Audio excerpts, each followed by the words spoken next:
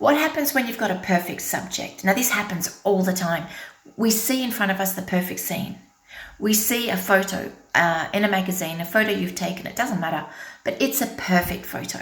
So it's so tempting to paint the scene the way you see it. It's a trap because you're going to end up putting every single window, every single little detail that you see in the subject, every single hair of the dog, every single element you're going to put in. You're going to be copying the colors and the tonal values in the same way. So before you start painting, you need to have a think. And I go through these 3 steps. One is observation. What do I like? What do I not like in the subject? So what do I keep? What don't I keep? What do I maybe need to move around to create a better composition? And from there, we move on to the analytical side. Okay, so if I don't like that, how am I going to modify it, change it? And if I do get rid of it, what do I replace it with? Then you get into the actual painting side.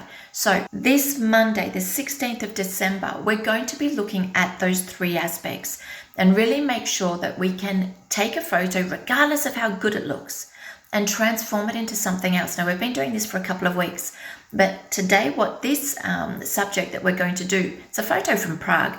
It's full of color, it's full of life, it's something that you could pretty much paint the way it is. But I don't want to do that. I want to create a backlighting. I want to create very atmospheric, perhaps even monochromatic scene that has atmosphere dripping from the painting. I want it to be extremely atmospheric. I want to go through and eliminate a lot of things, and I want to focus on something which I find, for me anyway, in my paintings is one of the most important things. What subjects stay defined, what subjects or objects in the subject I make suggested, meaning a sort of fused edge, but you can still understand what the shape is, and what subjects do I lose completely.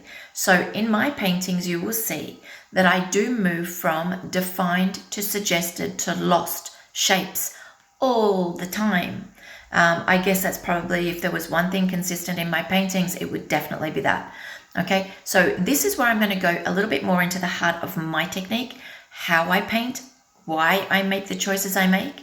It's going to be a huge lesson. So if that interests you, come this Monday, the 16th of December. This is our second last live before Christmas, and the next 2 lives are going to be big ones. I see you on Monday.